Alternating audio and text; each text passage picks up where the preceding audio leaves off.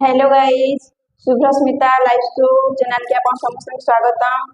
आज आम गहन जड़े वरिष्ठ तथा जड़े महान व्यक्ति आम पाखरे उपस्थित अच्छा। सर नमस्कार। नमस्कार। आपण को परिचय टिके देबे। हाँ, मो श्री पूर्णचंद्र साहू, ग्राम कुसुरला, पोस्ट ऑफिस जिराडोरा, थाना मदनपुर रामपुर, जिला कलाहांडी। मो जड़े आध्यात्मिक लोक, रामायण महाभारत और अन्य भागवत अन्य किसी आम मास को थे आलोचना करूँ, संक्रांति पालन करूँ। से रामायण विषय किसी कहवाक चाहूँ। हाँ, जिते बेले सृष्टि सर्जना है समय असुर माने जन्म लेने से मध्य रावण जड़े महाप्रतापी बलशाली थे। से देवता मानू बहुत कष्ट कषण देउथिले।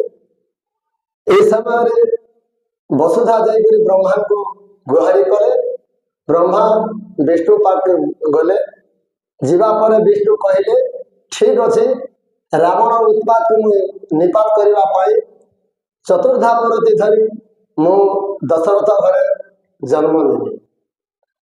कहला पर राम लक्ष्मण भरत शत्रुघ्न चतुर्धा मुक्ति से माने दशरथ घरे जन्म लेली। जन्म नेला पर किछि दिन गला पर विश्वामित्र मुनि तपस्या कले। तपस्या कला पर स्थिति मध्य जाई असुर माने उत्पात कले। उत्पात समय विश्वामित्र दशरथ पाख पहुँचले और कहले आम यज्ञ भ्रष्ट कर ऋषि असुर माने से आप राम लक्ष्मण को आमको संगत दियो। दशरथ कहले 900 वर्ष पुत्र पाई केमी प्रकार तुम हाथ देवी कहबार वशिष्ठ मुनि कहले ऋषि को दियो तुम उपकार है। से दशरथ राजी हेले। राम लक्ष्मण को धरी विश्वामित्र यज्ञ स्थान को गले। गला मध्य बाटरे अहल्या पाषाण हो पड़े। मुनि कहले एठी अहल्या पाषाण है, तुम्हें उद्धार कर बोली कहबार रामचंद्र पाद निवेश कले। निवेश कला पर अहल्या उद्धार हेले। राम को पाखे शरण पशि से स्वर्गधाम को गले।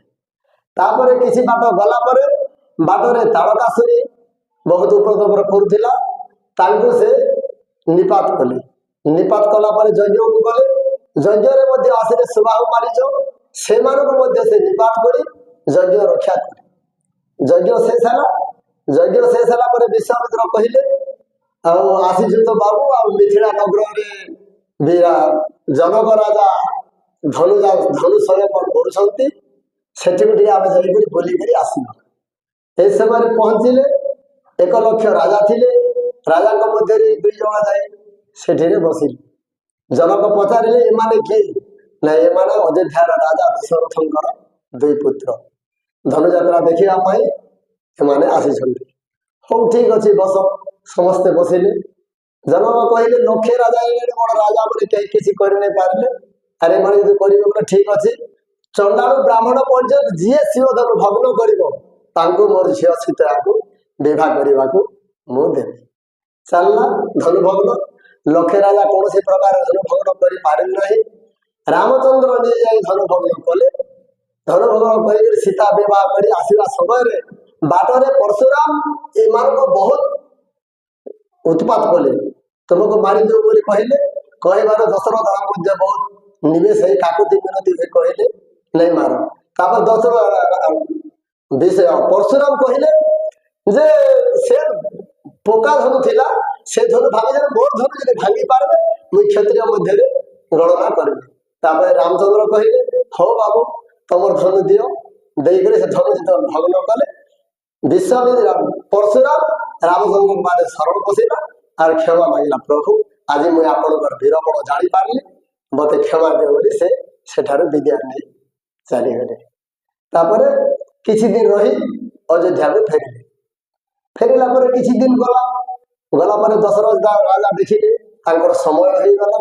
समय है से भाविले मोर पुत्र रामचंद्र को मु अयोध्या राजा करी भाविला पर से सब सब देश रे नागरा देले जे काली रामचंद्र राजा हेले राजा हेला समय देवता मन भाविले जदि अयोध्या रे रामचंद्र राजा हे रहिले ताहले रावण को कहीं मारी पारिले नहीं कौन करा नहीं देवता मन सब विचार करी करी मंथरा रूप नेले कैकेयी रूप नेले से माने आसी करी को कहिले जे नहीं राजा करवा नहीं कौन करवा नहीं मंथरा कैकेयी को कहिले जे तमे दशरथ को कह दुईटा बर तुम बाकी अच्छी दुईटा बर तुम मांग दुईटा बर के एक रे भरत राजा हेबो दुई रे रामचंद्र बनवास जीवे ठीक सब सरी जाइए निमंत्रण मध्य सरी जे राजा राति जब कहीदेला सकाले हाहाकार सब पड़गला काण है नहीं रामचंद्र बनवास जीवे बनवास काली सब इतना निमंत्रण राजा हेबा आज बनवास जीवे हाँ बनवास जीवे तापर रामचंद्र बनवास गले बनवास रहिले 14 वर्ष 14 वर्ष भीतर एक वर्ष खाली जाइए गला माने पंचवटी बास कले पंचवटी बास कर बास कला से सूर्पणखा आस सूर्पणखा आसिक देखीदेला जे राम लक्ष्मण को खाईदेवी और सीता को नहीं मोर भाई को देवी कहला भाई को देवी कहला रामचंद्र बोले कौन करवा एटा तू मारी देवी कहवा नहीं नहीं मारे बोले ता जाके तार नाशा करलो छेदन कला से जाके रावण को कहला भाई एंता एंता कथा आर 3 जन जंगल में बुलुस मु 2 जन खाई कर से पत्नी के तमर पाके आनी देवी बोली कहते से माने मन नाशा करलो छेदन कले तापर रावण कहला के के बड़ियार अछि जे काम कला खर दूषण त्रिशिरा को से पठाला पर रामचंद्र खर दूषण त्रिशिरा मध्य